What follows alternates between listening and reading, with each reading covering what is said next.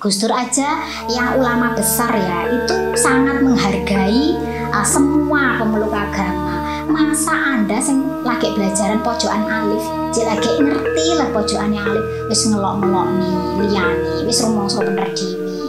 Nah, sehebat apa? Salam Rahayu, salam sejahtera, salam budaya. Assalamualaikum. Halo dulur, mudah-mudahan sehat selalu nggih, lancar selalu rezekinya dan selalu dalam perlindungan Tuhan Yang Maha Esa. Amin. Tayangan kali ini kita bahas tentang pitutur leluhur memanusiakan manusia. Monggo disimak dulur, mudah-mudahan ini bisa menyadarkan kita dan menjadikan pribadi kita menjadi lebih baik lagi daripada sebelumnya. Wilujeng Rahayu, sugeng midhangetaken.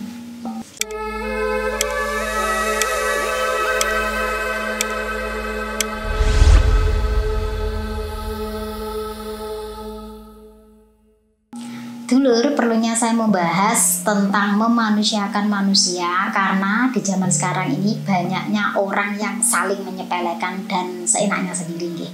Jadi saya akan mengingatkan kembali tentang apa itu memanusiakan manusia supaya kita belajar dari hal yang terkecil untuk diterapkan supaya saling rukun ya, tentram sentosa karena tumbuhnya nilai-nilai kemanusiaan pada diri.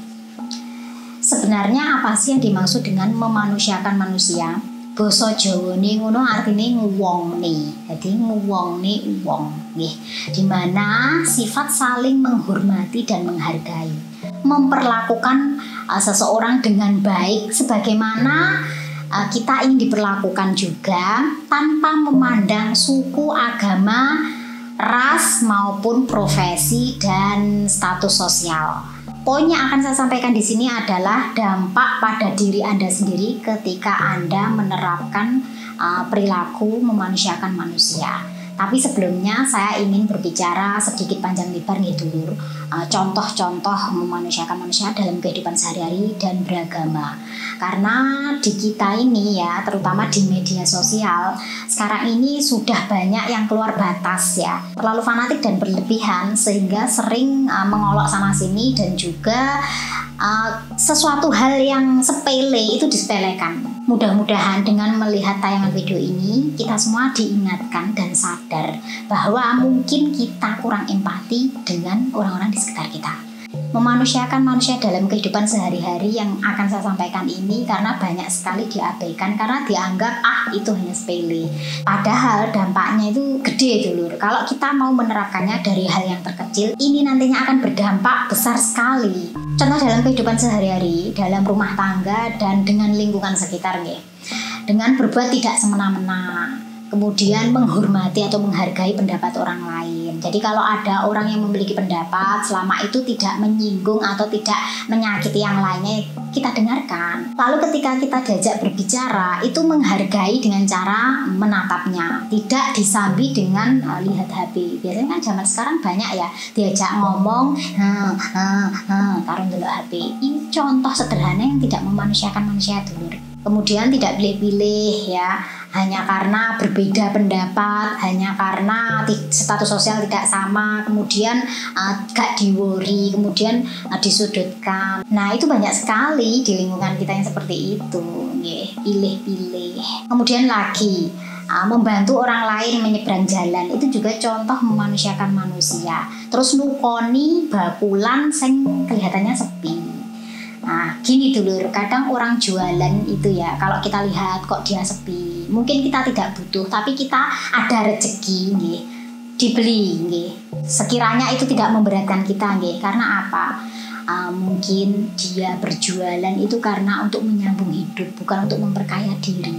Nah, contoh terkecil itu nggih, dengan tidak mengenyang gak ngenyang dagangane ya wis tak beli. Harganya berapa tak beli, asalkan wajar, tanpa ngenyang. Itu Anda sudah bersikap memanusiakan manusia.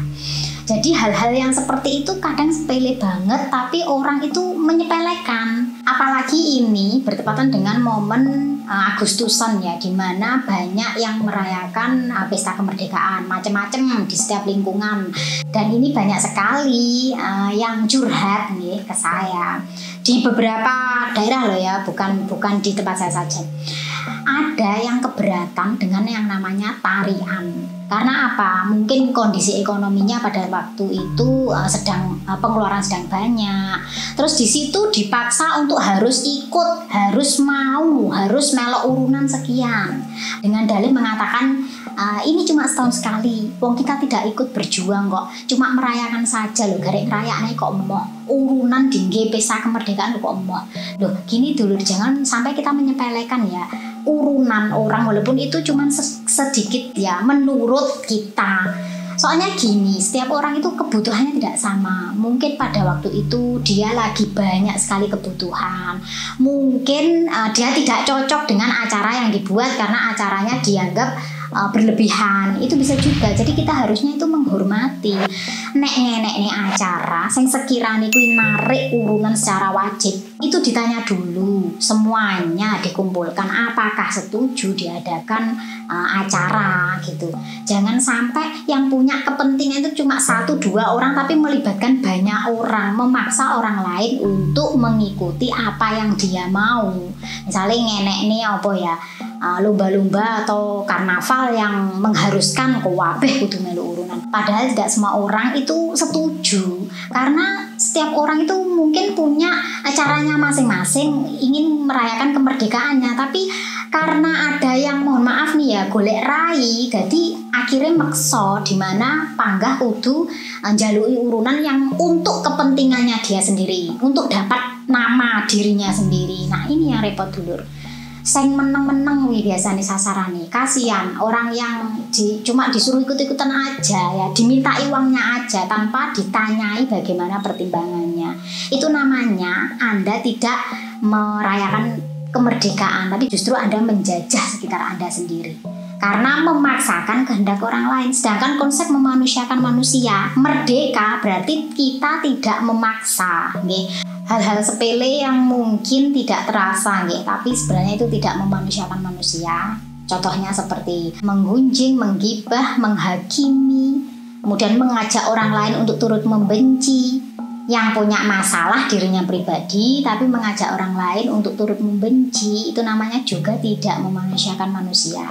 Dan juga budaya tidak mau antri, sukanya nyerobot, itu juga tidak memanusiakan manusia. Hal ini contoh-contoh kecil yang terjadi pada di sekitar kita, nggih dulur. Banyak sekali yang seperti ini. Saya tidak berbicara yang terlalu tinggi ya, kehidupan sehari-hari sajalah yang disepelekan ya.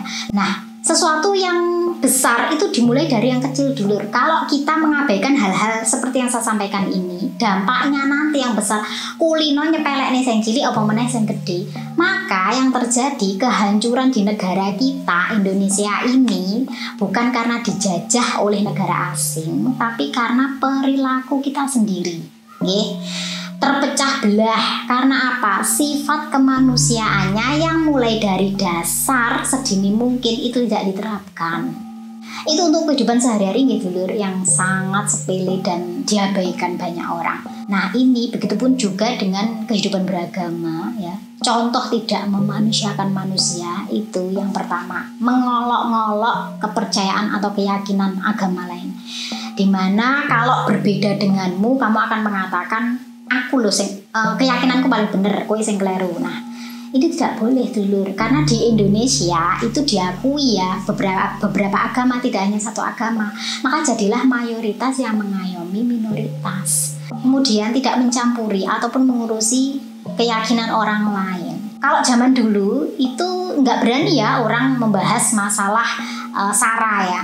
Karena itu sensitif sekali, tapi zaman sekarang saya lihat di media sosial kok saling ngolok, agama ini, mengolok itu.